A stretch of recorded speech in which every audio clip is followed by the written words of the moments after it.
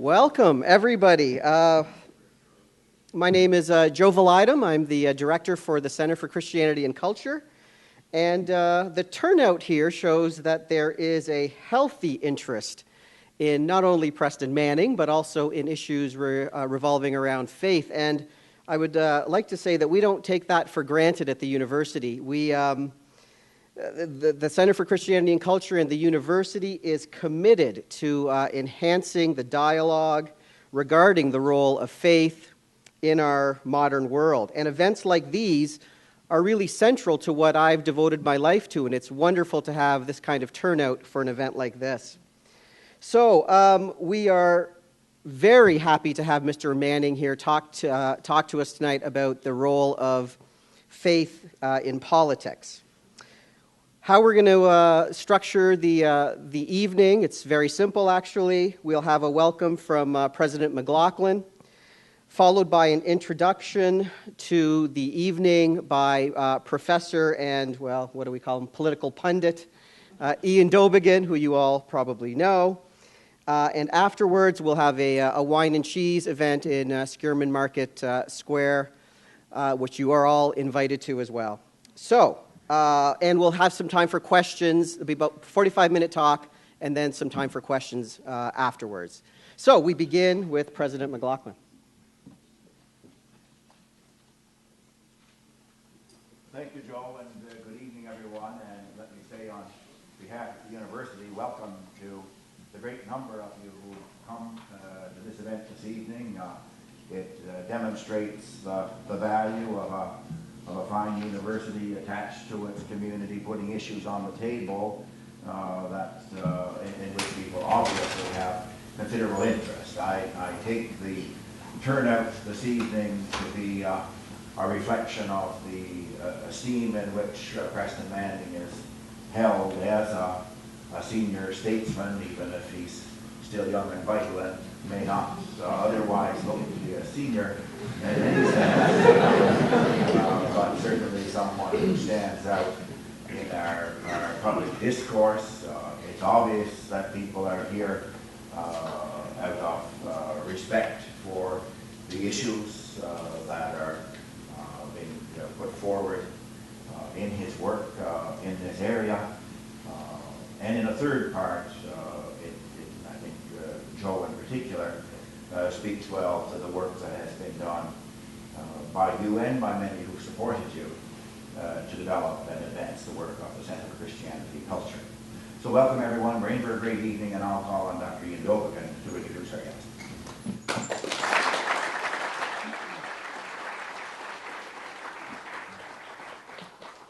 Thank you very much, Wade. And ladies and gentlemen, I don't think it's often that we can say that we have in our midst somebody who has changed the political history of our country, but tonight is one of those rare occasions because we have our guest who was instrumental in launching the Reform Party in Western Canada, which exploded onto the political scene in 1993, along with the Bloc Québécois from Quebec.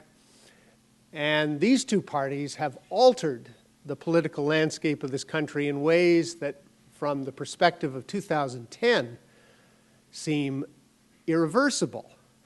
So our guest is a very eminent Canadian, and throughout the 1990s, he showed that he was a tremendous parliamentarian. He's always shown that he's an astute thinker about public policy, and I would remind us all that during the 1990s, he and his party kept the Chrétien government's feet to the fire, so to speak, on issues, wide variety of issues, ranging from Quebec separatism to fiscal accountability.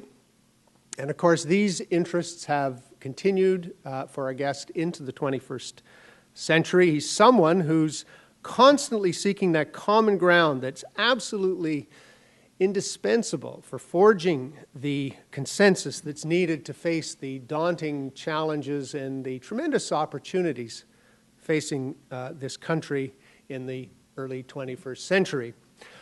His work continues in his Ottawa organization, the Manning Centre for Building Democracy, which, among many other things, runs programs, helps to fund programs to attract young people into Canadian politics, young people whose ideas and vision our guest and his organization would love to tap. Tonight he's going to talk about one of those tremendous opportunities facing the country in the 21st century, and I'd like you all to join me in welcoming to Prince Edward Island a great Canadian, Preston Manning.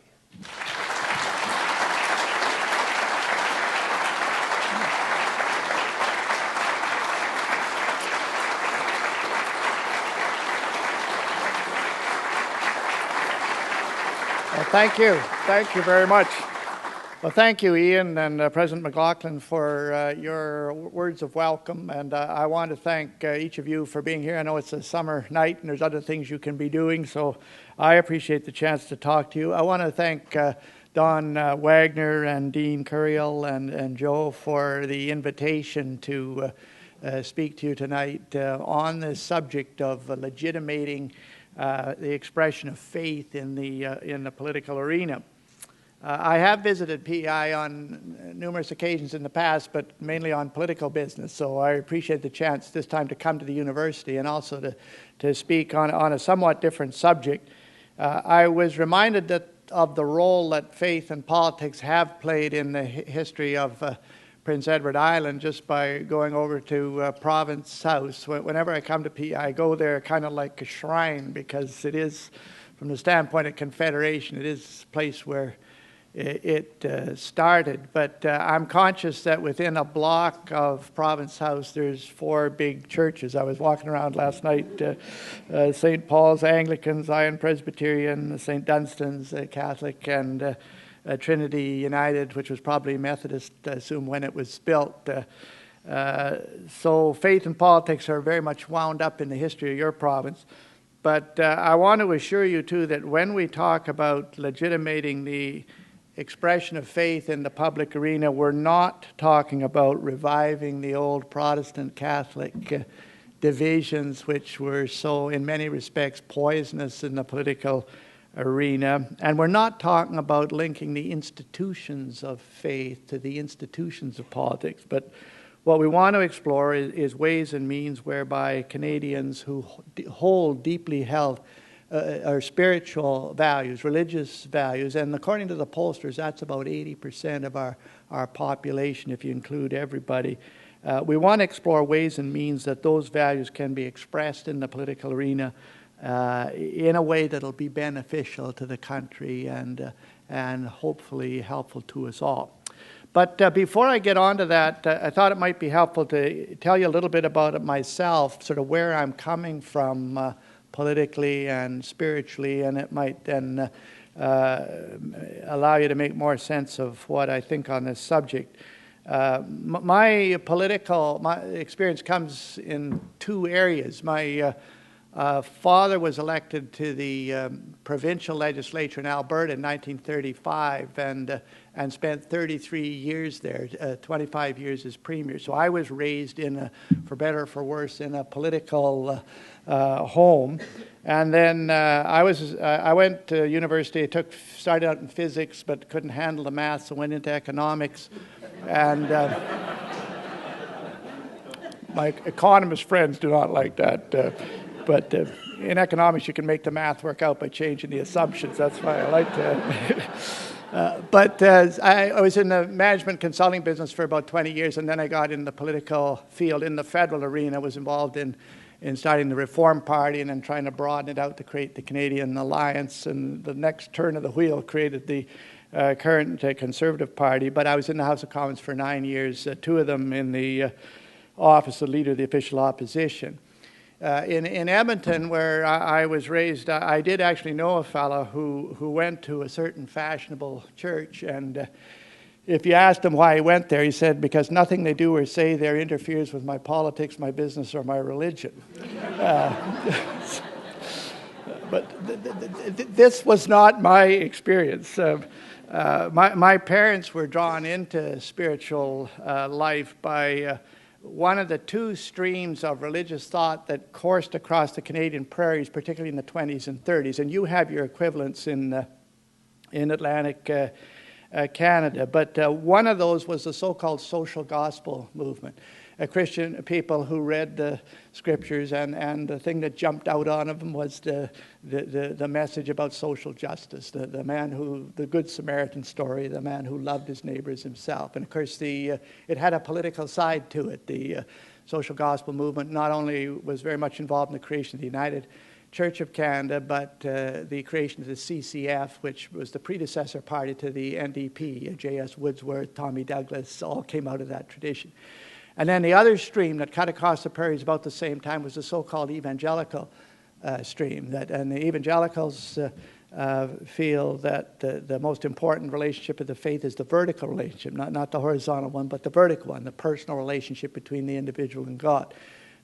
Someone's pointed out, on the prairies at least, that if you put the two together, you got the cross, which is the symbol of the faith, and probably the Christian faith actually had, and Jesus himself had those two things in balance, but somehow we maybe tend to favor on one or the other. But anyway, my parents, my father came to a commitment to Christ through listening to the preaching of the evangelical side of the story, and came to Calgary to actually study for the ministry, and then his teacher got involved in politics, and he ended up being in politics. But I come from an evangelical background spiritually, although in later years I think my faith has broadened out in the sense that I see the Christian faith dealing essentially with relationships, but a relationship to God, our relationship to each other, our relationship to the environment. A lot of Christians are rediscovering Christian stewardship, and I guess that's, in a short summary, my own experience. I thought I might just say a little bit about how my spiritual convictions have influenced my own approach to political life, more or less just to illustrate that what you believe spiritually can affect, should affect your politics. The first thing is on the limits to law. A lot of people forget that at the end of the day, what elected officials do is make laws. A lot of members of Parliament don't figure this out until they get to Parliament, because the parties don't talk about that when they're recruiting as a candidate. It's all about electioning and winning. Then you get there and you're a lawmaker. Federal Parliament makes about 200 laws a year, probably about 100 too many. But you have to think through what is the potential of laws to make a just or a righteous society, and what are the limits. You can only accomplish certain things by passing law. You can't accomplish everything. And I think one of the most profound stories on that is the whole Old Testament, because really the Old Testament is a story about a 400-year experiment by a group of people, the ancient Hebrews, to try to create a just and righteous society by the imposition of law. And laws promulgated by the highest authority and with the most dire penalties promised if you didn't keep them, and great blessing promised if you did keep them. And what was the conclusion of the latter-day Hebrew prophets? It was that unless the laws were written on the tablets of your heart, if they were just written on tablets of stone, or they were just written in statute books, but unless they were internalized, you couldn't get the full benefit. And I think there's a lesson in that. There's certain things you can accomplish by law, but if there's not an internal transformation in people's hearts, you can't make a society just and righteous simply by trying to legislate as sincere as you might be. The second thing that I guess I draw from my faith that was relevant to my political experience is the supreme importance of relationships. Like, ultimately, the Christian faith is very much about relationships. God, it seems to attach an enormous importance to relationship to man, our relationships with each other. And the reason that's important in politics is that the adversarial nature of our politics can be very destructive to relationship. Destructive to family relationships. You look at the divorce and family rate in the House of Commons, and it's higher than the national average. You look at the relations between individual members, particularly in the current Parliament, where there's a lot of acrimony. Politics, unless you really watch it, can be destructive of your personal, your family relations, and your relationship with other people. And my faith has always been sort of a caution to me about don't let your political involvements destroy your relationships, either your personal ones, your family ones, or your relationships with others. If you want to read a sad book, you can read Eric Nielsen's book called The House is Not a Home, which is a story of a parliamentarian who politics wrecked his personal relationships, and to his credit, he wrote about it mainly to warn younger people, watch your relationships if you get into politics, and our faith says that. The third thing I'd mention, just I guess something I've learned from my faith that relates to political activity is the management of moral zealousness. My father used to say that there's no more powerful force in politics than righteous indignation. Getting mad about something for the right reasons. But his point was that getting the indignation part is not hard. It's getting the righteous part right that's difficult. And for some Christians that particularly get exercised about moral issues, if you ask them, what's your favorite picture of Jesus from the New Testament, they'll almost always zero in on that story of him throwing the money changers out of the temple. You know, there's the moral crusader really going at it. He even used a whip, according to the New Testament. And his disciples, when they saw that, if you recall that story, it brought to their mind a passage from the Psalms, a scripture, that the zeal of God's house has eaten me up. And for Jesus could handle zeal and knew how far to carry it and how far not to. But with many of us, that passion over moral causes can lead to a zeal that actually does consume us and consume our cause. And if you want a caution on your zeal, particularly religious or moral zeal, if you go back to the psalm that quotation is taken from, the zeal of his house has eaten me up, there's two other petitions that the psalmist prayed at the same time he prayed that, because David, the psalmist, was open to that kind of zeal too. And the two petitions were these. Whenever he thought about moral zeal, this is what he prayed. May those who hope in you, that is, fellow believers, not be disgraced because of me. And may those who seek you, people who might become believers, not be put to shame because of me. In other words, he prayed, whatever I do or say to advance a moral cause, particularly in God's name, don't let me do or say anything that will disgrace my faith or that'll turn people ultimately away from what I believe. It's a very good caution for people who are motivated by moral zeal, and particularly in the political arena. But anyway, on to my subject. I should say that I've never, as a young person, never had much trouble believing in the reality of the spiritual, or the existence of God, or the authority of the Scriptures, or the uniqueness of Jesus Christ. My struggles were more on how does all this work out? How does faith apply, particularly in my case, to science? How does it apply to business? And how does it apply to politics? And so that's what brings me to the subject of expressing faith now in the political arena. And I guess I'll maybe start by just sharing what my experience is as to how faith is treated in the federal political arena, which is more the area I'm familiar with. In the House of Commons, it is generally considered taboo to speak about your own religious convictions or the religious convictions of your constituents in other than the most general and vague terms. And if you want to prove that to yourself, go and read Hansard. If you want to put yourself to sleep, go read Hansard. But if you go and read, you will find very, very few references to either a member's own personal spiritual beliefs or experience or those of their constituents. It is taboo. It's an unwritten law in the House of Commons. You don't talk about that. Secondly, in public debates, and particularly election campaigns, it's generally considered inappropriate and counterproductive to relate your spiritual convictions to a public issue. You'll notice the enormous efforts that are made by political parties today to keep candidates on message during an election campaign, and how any commentary by a leader or a candidate from a faith perspective is considered off message. And this is not just true in our elections. It is not true in the United States, although almost there's the opposite extreme there, but it is true in the British elections. I know a candidate in a recent election that made one slip up by talking on a moral issue from a faith perspective, and within 25 minutes there was orders from party headquarters to go underground and don't show your face for the rest of the campaign. We can't stand that expression. These restrictions on the relevance of faith to public policy issues have generally been reinforced by the courts and their interpretation of the Charter.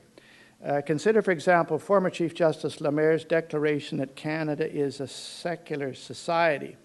The Chief Justice said this in the course of the ruling on the Rodriguez case. You might remember this was a case of a woman with Lou Gehrig's disease who sought the right to an assisted suicide. She was ultimately turned down 5-4 by the Supreme Court. But in the minority decision, the Chief Justice wrote that in my opinion, the court should answer this question about the right to assisted suicide, without reference to the philosophical and theological considerations fueling the debate on the morality of suicide or euthanasia. It should consider the question before it from a legal perspective, while keeping in mind that the Charter has established the essentially secular nature of Canadian society. And so Canada is declared by the Chief Justice to be a secular society, despite the existence of a deep and broad Christian heritage, despite constitutional guarantees of freedom of conscience and religion, and despite polling data which demonstrates that the thorough secularity of our legal and political and media elites is not shared by a majority of the population. And even on the tragic and solemn occasions such as the 9/11 or the memorial service for the victims of the Swiss air crash off Nova Scotia, occasions in which many cultures might be expected to include prayer and religious expressions of comfort and hope. In Canada, the Prime Minister's office issued directives explicitly forbidding such discussions. So my observation is that in practice, notwithstanding our professed commitments to freedom of conscience, freedom of religion, freedom of expression, and tolerance of other cultures which are inherently more religious than our own, what we do in practice is try to keep faith and politics in two separate watertight compartments, and to consider any serious mixing of the two as an unnecessary and unwanted intrusion of faith into the political arena. So that's my own assessment of the score, particularly in the federal political arena and particularly in the federal parliament, and I don't think things have changed much since I was there. So now I want to go on to what are the principal reasons why this position has been taken by those who hold it and by those defend it, and particularly when politicians talk among themselves, which is sometimes different than what they say to the public. But the first reason why this position is taken is the appeal to the doctrine of separation of church and state, which is actually an American constitutional doctrine, is not a Canadian one, because our Constitution actually doesn't make that separation quite as clear. But in Canada, we've carried this way beyond trying to keep the institutions of faith and the institutions of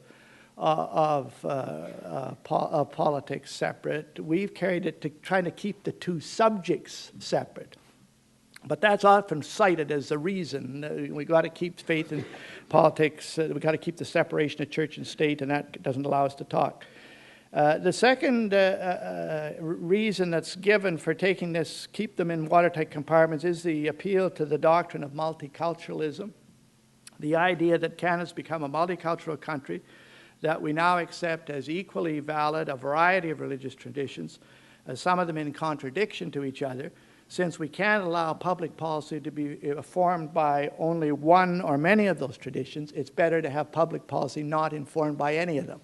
So the multicultural policy is often used as another reason for trying to keep these things separate, even though many of the people in the ethnic communities that have grown up in Canada, particularly in recent years, are actually have more deeper religious roots, and their culture requires religious expression even more than ours. But this is a reason that's still given for keeping things separate. The third one, and this is a pretty important one, is the fear of imposition and conflict.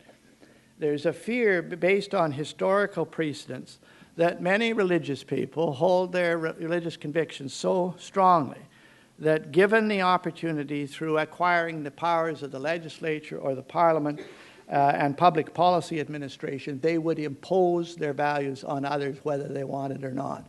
And this fear of opposition or this fear of imposition is one of the biggest reasons it's given why you can't let these religious people out of their box, because they're going to impose their will on the rest of us. And there's enough historical precedent for people who take that position to say that's why we're afraid of it. The thing that I wonder a little bit about is that it seems strange to me that this fear seems to be aroused when the threat to liberty comes from religious fundamentalists, but not when it comes from secular fundamentalists, because there are zealots in the secular field behind different causes that are every bit as out to impose that view on everybody else if they could get away with it as any religious group. But it cuts one way but not the other. And then fourthly, and this is the one I want to spend a little more time on, I think the most prominent and practical reason for politicians wanting to keep faith out of the political arena and in these separate compartments, and this is the one you hear most often from political leaders, from house leaders, from party whips, from campaign managers, when they talk among themselves, is we simply don't know how to handle expressions of faith when they get into the political arena. So let's minimize them to the maximum extent possible. And what they're talking about is that they see no political upside from allowing faith to get into a political discussion. Usually it comes up on complex moral and ethical questions, ones that the politicians would prefer not to deal with, they'd prefer to shove off to the courts. They see no upside by allowing that discussion to happen. We don't know how to handle it, and so let's keep it out of the arena. Now, some conclusions that I've come to through my experience in this area that I want to share with you, and really some practical suggestions. I think it's possible to keep faith and politics in these separate watertight compartments. You can keep the institutions separate, what I agree with, but you can't keep it separate in a free and democratic society because our people don't keep it separate. In the heads of people, there's faith and spiritual convictions and political convictions, and they're not in one side of their head and one side of the other. So in the long run, in a totalitarian society, you might, for a short period of time, be able to maintain this separation, but not in a free and democratic society. So in the long run, it's an untenable position. And that rather than try to keep things in these watertight compartments, we ought to try to learn how can you legitimately express faith in the political arena in a way that doesn't raise these problems that people envision, and in a way that's both a credit to politics and to faith. And I guess let me get on to some practical steps for legitimating how can we handle faith in the political arena without causing the problems that people envision, and to the benefit of both society in its political sense and in its religious sense. Well, when I talk to my fellow politicians, the first step I take to legitimating the discussion is to appeal to their democratic instincts. Now, not all of them have democratic instincts, but some of them do. So if they're small d Democrats, and what I do is I point to the religious polls. There are polls constantly done, particularly Ipsos Reid does one, I think, virtually every year. And their data, this is to poll, do Canadians actually hold spiritual values, religious values, or not? And how do they reflect themselves? And one of their recent polls shows that over 80% of Canadians profess to believe in the existence of God or a universal spirit. And this percentage has changed very little over the last 50 years that these types of polls have been done. 64% of Canadians say they believe the Bible is the Word of God. 62% say they believe in forgiveness through Christ. Now, these are the pollsters' words. What people actually meant by them, they don't know. All they know is that when they put it on a piece of paper, 62% of them say, I concur with that. 45% claim to pray daily. 42% profess to have felt God's presence. and 41% claim to have in some way committed their life to Christ. This is Canada, despite all the talk about us being a secular society. These are polls done by the same guys that do the political polls and the polls for soap. They just want to give you the answers. Now, they do point out that over the same period, over the last 50 years, overall attendance at religious services, which some politicians measure that as the measure of spirituality, at places of worship has declined, with only 17% of Canadians attending a place of worship in the last week when the polls were done, leading to the pollsters' conclusion that Canada is a nation of believers but not belongers. But these are high figures. And I say to my political friends, look, if your pollster came back and said 62% of your people believe the moon is made of blue cheese, you would have a speech the next week saying, you know, I think there's something cheesy about the moon. You might not, go along with it, but by golly, you would acknowledge it. You can't have 62% of your people thinking this and you don't talk about it. But so how can a professed Democrat committed to representing the views of their constituents ignore this data and what it represents and fail to speak or apply some of these convictions where that is applicable? And my suggestion to people, if you want to drive this home to your elected representatives, is do some polling in your own riding. I've suggested this to religious organizations. You got an elected member that completely ignores this. Just do some quiet polling in your own riding by a scientific, somebody that's credible. And don't go to the newspapers with this. You're not trying to embarrass your elected representative. You're trying to help them see that these values are there and that they're held by large numbers of people and they deserve some recognition at least. And just quietly take the poll to them and say, you know, large number of us hold these views and it mightn't hurt you to become a little more familiar with them, even a little more articulate with them. Now, that's how I handle the small d Democrats. They say there's other political people that aren't so small d Democrats. So some of these, and when I talk to my liberal friends, I'm not saying they're not small d Democrats, but I start there with a book about it's called The Hidden Pierre Elliott Trudeau, compiled by John English, Richard Gwynne, and some of their friends. And how I got onto this, I taught for a little while at University of Toronto, and I stayed at Massey College. And I was walking across the yard at Massey College, and Richard Gwynne, who's a Toronto Star columnist and has written one of the deepest biographies of Trudeau until John English's. Richard hollers at me and say, Manning, you're a religious fellow. I got something to talk to you about.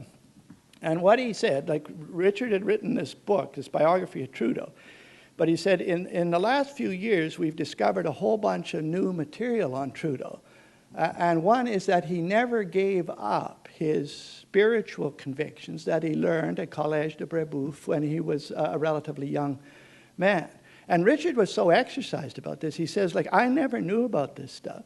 I never knew that it might have influenced particularly his perspective on personhood as reflected in the Charter. I'm almost worried about it to the extent that my book is inaccurate because it doesn't talk about this.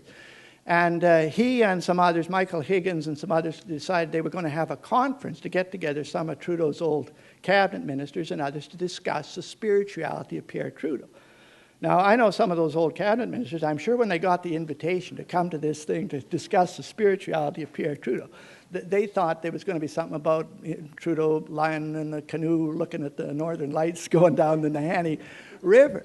But when they got there, one of the Jesuit fathers who had been involved in what Trudeau had been taught as a young person said, no, this spirituality of Pierre Trudeau's is about this. The aim of the Jesuit exercises, which Trudeau participated in, is first to develop in each individual person a close, affectionate, indeed a loving friendship with the person of Jesus Christ, as both the model of human life and the inspiration of one's service to others. Second, to integrate into this relationship with Christ all other relationships and concerns. Like, this is not some vague, airy-fairy definition of spirituality. This is a very Christ-centric definition. And the conference argued that Trudeau held this view. I think it is expressed in Catholic theology in the terms of Catholic personalism. There were some particular writers that he he followed, and that this seriously affected his conception of the person, the need for the protection of the dignity of the individual person, and actually affected probably his greatest contribution to our public life, which is the Charter of Rights and Freedoms. And I was talking about this with Alan McEachern after, and one of the things that he said, I think McEachern and several of the other cabinet ministers who considered themselves very close to Trudeau said the thing they found puzzling is that he never breathed a word of those convictions to us. Like, why did he feel so constrained not to be able to say anything on this? Like, what is it about the Canadian culture that does not permit you to say, look, I have these convictions, and they're deeply held, and they are affecting my public policy. Now, you can understand it in Trudeau's case almost doubly. Not only was there the taboo in federal politics, we don't talk about that there, but this was at the time, of course, the Quebec Quiet Revolution, when Quebec was throwing the church off, and if Trudeau had breathed a word about retaining that commitment, he would have been. I guess the reason I bring all this up is that I can say that there are many people that revere Pierre Elliott Trudeau, and say, look, Trudeau held these views. And they did apply to public policy. And so it ought to be okay for you to hold views like that, and even maybe to express it. The appeal to eminent persons is another way to legitimate the expression of faith in the public arena if the appeal to democracy doesn't cut it. So legitimating the discussion by appealing to democracy, appealing to the authority of eminent persons. Secondly, let me just say a little bit about another thing that can be done is to a greater educational effort to help secular-oriented people at least better understand the spiritual and the religious. Like, we have a lot of secular people today who haven't the foggiest notion about what spirituality or religious views are. Where would they learn it? Like, their parents abandoned faith for whatever reasons. I'm not being judgmental. They might not encounter it in their circle. Where are they going to understand that? And when they get into politics, how are they going to learn it? And that's where centers, and this is starting to happen. Your Center for Christianity and Culture is attempting, I don't think you screen people to come into that program. I mean, you can have a secular view, but you decide it's important for me to understand the religious heart and mind. This is a good thing, and this is happening in other universities, not quite in the form that you have it, but these religious studies programs aimed more at people that want to find out what is all that about. This is a good thing, and it needs to be more of it. I actually talked to some civil servants in Ottawa in the health and justice environment departments, where the spiritual convictions of people have an impact on how they relate to health, environment, and justice issues. You can prove this with the polls if you have to use the poll. And I asked them, because these are secular-oriented civil servants, would you come to a seminar if somebody put something on understanding the religious heart and mind? Like, I think it's in your own interest to understand. Whether you believe it or not, that's your business. But you better understand that there are other people out there, and it affects the reception to your policies, particularly in those areas. And the encouraging response was, yes, we would be willing to come to that if somebody put it on 3 conditions. First, that nobody knows we went there, which tells you something.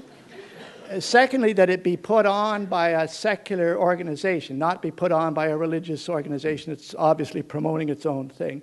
And thirdly, that it be multi-faith, that it cover different faith communities, not just one. But they did say they would be open to that. And so I think trying to provide that type of training, education, orientation is a helpful step to legitimating the consideration of faith in the political arena.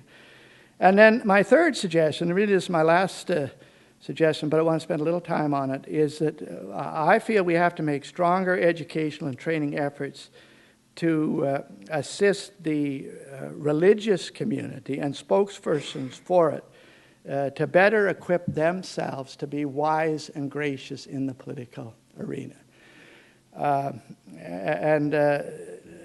This insisting on wisdom and graciousness from faith-oriented people, I apply this particularly to Christians, but I'd apply it to other faith communities, because the secular politicians don't even distinguish anymore between the different faith communities. If some religious person, whether they're Muslim or Jewish or Christian or Buddhist or whatever, screws up in the political arena. They say that's what happens when you let those religious guys out of their box. And they don't even distinguish what variety it was. So in a way, all the faith communities are in this together. But from a Christian perspective, why should Christians pay attention to being wise and gracious in the political arena? Well, first of all, if you study the public ministry of Jesus, and I'm a great admirer of Jesus' public ministry just from a political standpoint. You know, I was saying this to some other folks today, like in 3 years, like he created this group that then 2,000 years later, there's 1 billion people subscribed to, at least nominally, to his teaching. Like I tried for 15 years to get votes. 15 years we managed to get 2.5 million. You know, what kind of organization and inspiration was here? But you'll recall that in the first year of his ministry, he seemed to do all the public work. He did the teaching, he did the healing, he did whatever he was doing, and his gang, his group just came along and apparently observed. But about a year down the road, it's recorded in Matthew's gospel, he sent them out to do public work for the first time. Now you go out and communicate what I've been, you go and do what I've been doing. But he gave them a whole bunch of instruction, recorded in the 10th chapter of Matthew. And the paramount instruction was, he said, be wise as serpents and gracious as doves. Which is a very powerful analogy in the biblical imagery. I mean, the serpent was the symbol of the devil, a symbol of evil. In other words, be as smart as the devil. And the dove was the symbol of the Spirit of God. Be as gracious as God himself. I mean, what a guideline. And I always add in our little seminars on this, he did not say be vicious as snakes and stupid as pigeons. Which we're sometimes capable of being, you know. And of course, Jesus didn't just give this admonition like he did lots in all his teachings. He demonstrated it, and he demonstrated wisdom and graciousness, and a couple of the illustrations. The one I like because of fiscal responsibility. Remember, he was approached by his opponents one time and asked, is it lawful to pay taxes to Caesar? I like the subject of taxation, so I'm which is first of all, it was a trick question designed to get him into trouble, designed to get a religious leader into trouble with the secular authorities. There's nothing new under the sun. This happens today. The question was asked in public, of course, not just in private. It's asked in public. And it's not asked because they actually wanted some tax advice. They could have gone to H&R. They're asking it because they want to get you into trouble.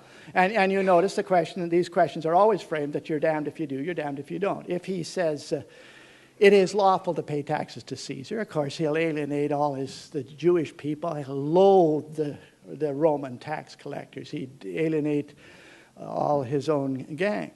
If he says it's not legal to pay taxes to Caesar under Roman law, that he's guilty of treason, so he's in trouble. So what does he do? Like, first of all, he doesn't answer right away. And I used to instruct our MPs, if you don't know what to say, shut up.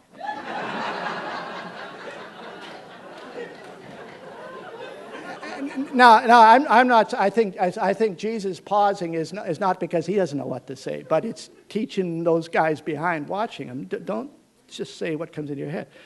And then the second thing he does, in a way he's buying for time, you could argue, he says, has anybody here got a coin? So this is taking a little more time. It gives you more time to think, too. And somebody fumbles around, gets a coin, and he says, can I see the coin? They show him the coin. He says, whose picture is that? And they say, it's Caesar's. And then you talk about wisdom, a short, smart, clever, shrewd reply by a religious person speaking in a secular arena, then give to Caesar what belongs to Caesar and give to God what belongs to God. You know, it's less than 20 words. It would have made the evening news. It would have made the clip. It was short. Shrewd. You know, and I just pray that those of us that particularly maybe try to speak from time to time, not all the time, but from a spiritual perspective in the secular arena, could demonstrate 10% of the shrewdness that he gives us as an example. And then on the graciousness of the dove, my favorite story there, and it's so, I say, there's nothing new under the sun. He got asked a question one time about sexual morality, like Talk about a minefield for political people. This is it. This is the ones they hate. They wake up in the night saying, I hope they don't ever ask me that question. And you recall the story. This is the story of the woman taken in adultery. It's in John 8. And interesting that they brought the woman that was guilty, but they didn't bring the guy. We could get into that subject. But again, he was brought by his opponents, and again, they asked this loaded question. They say, now Moses in the Mosaic Law says that people caught in adultery should be stoned. What do you say? Okay, sexual morality question. In that culture, to talk about that openly, like just to raise the subject, you talk about taboos. And no matter what he says, what does he say? Does he say stoner? Well, it contradicts everything that he'd taught about love and forgiveness and all of that. It contradicts his whole message. If he doesn't say, if he says yes, stoner, or if he says don't stoner, he's again contravening the Mosaic law. So you don't uphold the law of Moses, and now he's into trouble with the religious authorities. So what does he do? Again, you notice he doesn't answer right away. I think it's the one place in the scriptures where he says that Jesus was writing in the dirt. I think isn't that the only place that he's actually talked about him ever writing? He's writing. It doesn't say what he's writing in the dirt, but it takes a little time. And then he gives this answer. And talk about this is shrewd. It is shrewd. He says, he who is without sin among you, let him cast the first stone. Like that. Again, that's 20 words. You make the evening news.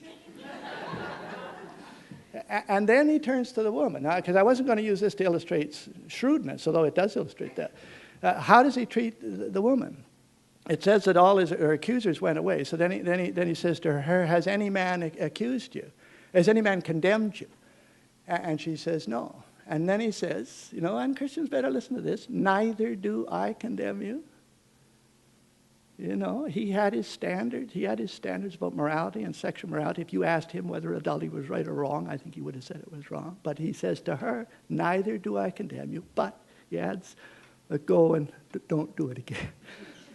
Go and sin no more. Now, to talk about graciousness, I mean, he saved her life for one thing, and risking his own by even getting into that discussion. But I sometimes wonder, what if the relationship that was being talked about there had been two people caught in a homosexual relationship, which in the Mosaic Law is dealt with about 4 verses down from the one about adultery with the same penalty? I think he would have answered it exactly the same way.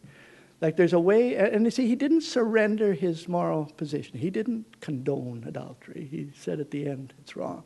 But the way he handled it, and the way he said it, and the way he said it in front of a hostile audience, if we could come within 10% of conducting ourselves in the political arena on these difficult moral, ethical issues, wouldn't we be more of a credit to our faith than any discredit? The last illustration I'll give of this wisdom and graciousness business is in the British parliamentary tradition.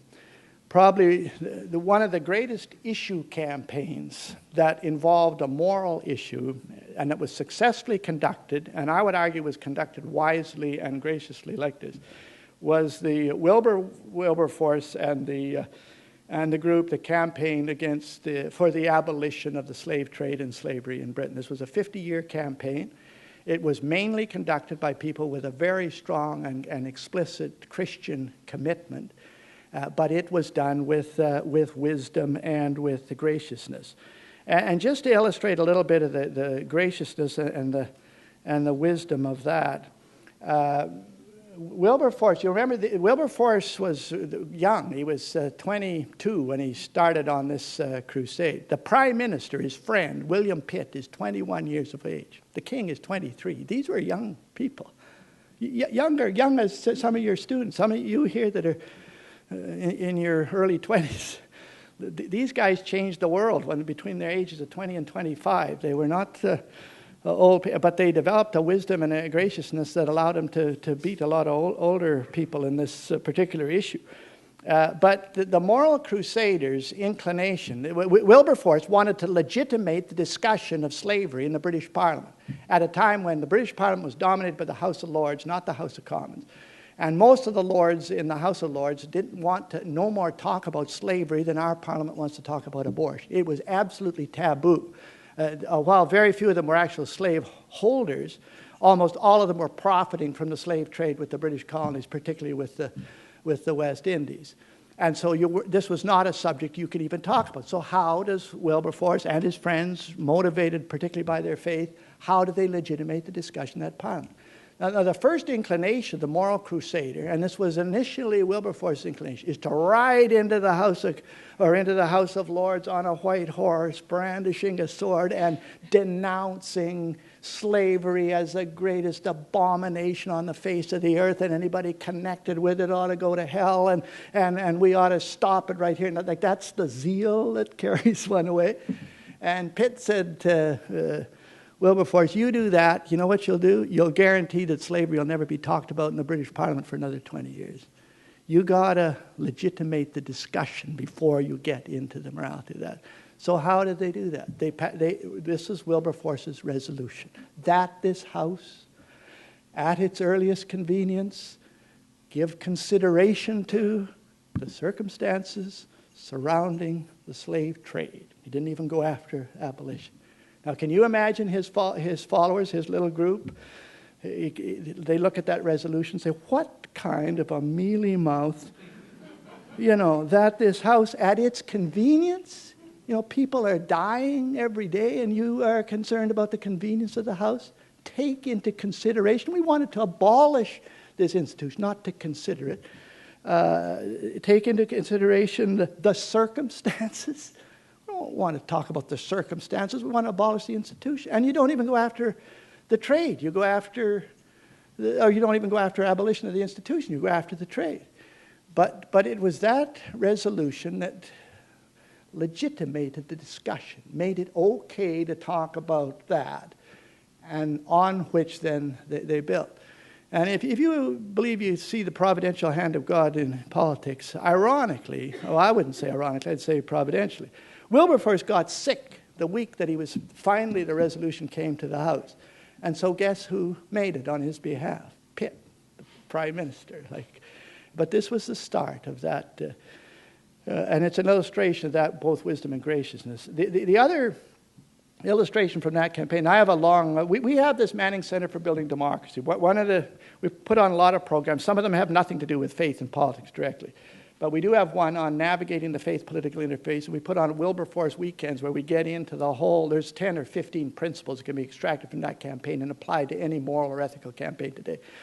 But the second point I'd make from this campaign was how they managed to mobilize the public.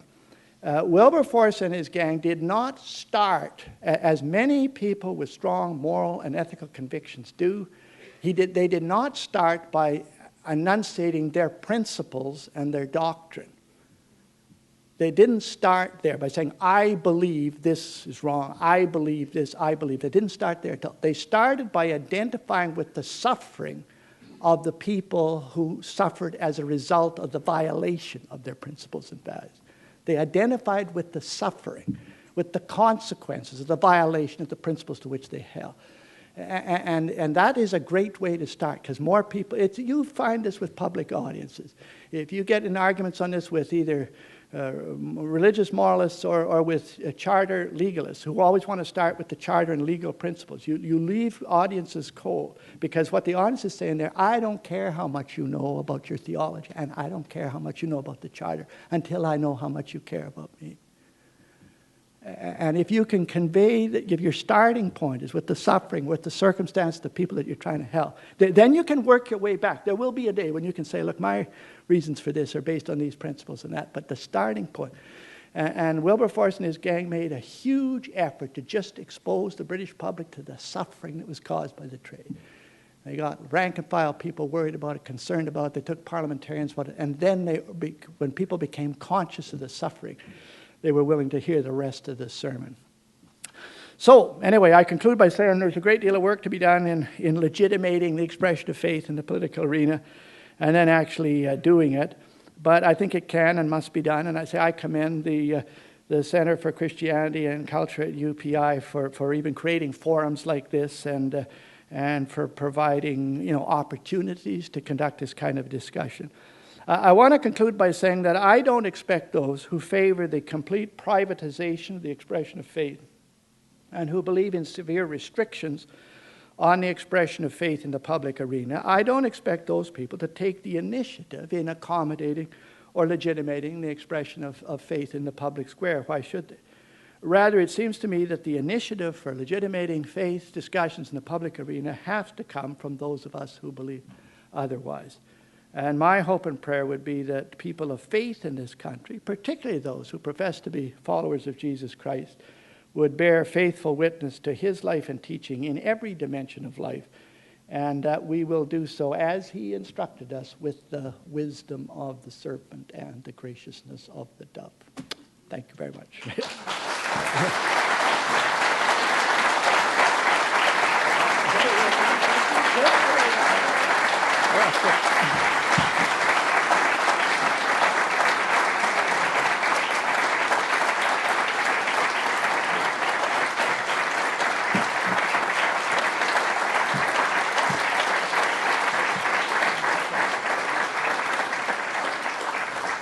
We have time for one or two questions, actually, so we'll...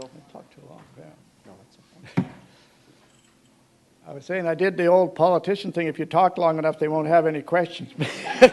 I didn't mean to. Yeah. Larry. Very nice talk tonight, Mr. May. You couch this whole question about legitimizing expressions of faith in terms of people who are maybe or secularists or agnostics or atheists, holding back those of us who do have faith. But I don't think you really had properly looked at the other side of this. Is that not so much people of faith versus those who don't, but people have different faiths. I mean, we see an awful lot of people of faith essentially really trying to smack down those who hold other traditions. We've seen that an awful lot in the United States, including Mitt Romney. He tried to talk about the fact that he was a Mormon. He dare not, because the evangelical community simply would not have it. We've had Muslims who want to be sworn into the House of Representatives on a Quran, seriously smacked down for that. And I wonder if there is a responsibility on the part of those who have faith to be a bit more open to those of other traditions and say your faith is okay too, and your expression of faith is fine, and we're not going to have a big problem with that, because I don't see that happening in a lot of cases. No, well, I agree that particularly at a level, and I think I mentioned this, that there's all sorts of common ground between people of faith, no matter what their faiths are, particularly in expressing things in the secular arena, because the secular people don't distinguish between them. And what we've done with these seminars we put on, for example, we started putting them on with the Christian community, and this navigating the faith-political interface. We invite auditors from the different faith communities to say, look, this can be done with your community. You'd have to change the theological front end and the historical end, but the political advice is probably not too much different. As a result of that, we've done these with the Jewish community, with the Sikh community, and particularly with the Muslim community in Toronto. And it's exactly as you say, that while there's differences on the faith side that just have to be respected, because they're not there to get into an argument about that. There is a commonality, too, that these are people who share the belief that there is a God, that there's a moral code, that this is what they believe with respect to some of these moral and ethical issues. And no, I agree. This doesn't have to be a uni-faith approach. In fact, in Canada particularly, it's got to be a multi-faith approach. Yeah. You obviously speak for a lot of Canadians, and I wondered, what are the exact objectives of your foundation? Essentially, what are you doing next? What can we do to sort of get behind you? Tell us where you Okay, yeah, well, thank you for a chance to... This was a planted question. No. No, when I was in, I believe in political parties. I can hardly say I didn't. I started two of them, so I like them. But parties, political parties, including the ones I'm involved with, have become marketing mechanisms for fighting elections. That's all they do. That's the main purpose of the parties. All their money gets invested in that. And yet they don't develop any intellectual capital anymore. They're dependent on others, on think tanks, on policy centers, on other advisors. They do no training of people, despite the fact or very little training of people, despite the fact that the only assets of a political party are people. And they have quite limited communications capacity outside of election campaigns. So our thesis is somebody else that's sympathetic to the parties, wants to see them succeed, either in winning elections or, more importantly, in governing well when they get there. Somebody else should try and invest in that intellectual capital development, the training, the communication. And that's what this Manning Center for Building Democracy is. We raise money and try and invest it in the intellectual capital side and think tanks that are doing policy work that might be helpful to the parties. But given my background, it's basically our work would be more helpful to conservatives than others. Although I argue with liberals and social democrats, you better do the same thing or all of us are going to be democratically bankrupt.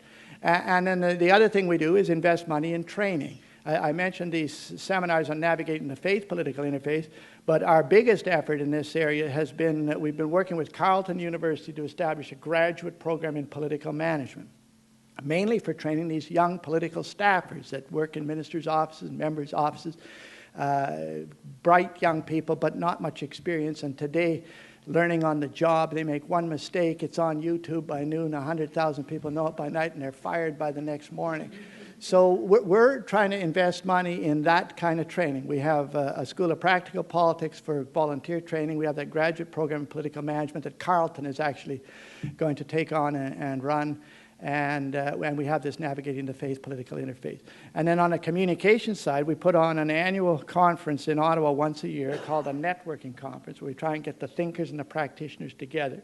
One of the problems doing politics in this country is the players don't know each other nationally. You try to organize a national campaign, you spend the first part of it just trying to get people, the guy in Newfoundland doesn't know the fundraiser in Manitoba, and they don't know the strategist in Ontario, and because they don't know each other, they don't trust each other. So we hold this networking conference just to try to get people together. So these are three activities, the intellectual capital development, training, communications that we're trying to do through this Manning Center. And if you're interested, you can go to a website, Manning Center, spelled CENTRE.ca, and take a look. You'd be more than welcome. Yeah. Thank you. Mr. Manning, you indicated that you hope that we could have 10% of the wisdom and graciousness of Jesus, and I think regardless of your political strength, we would all agree that you do have at least 10% of the wisdom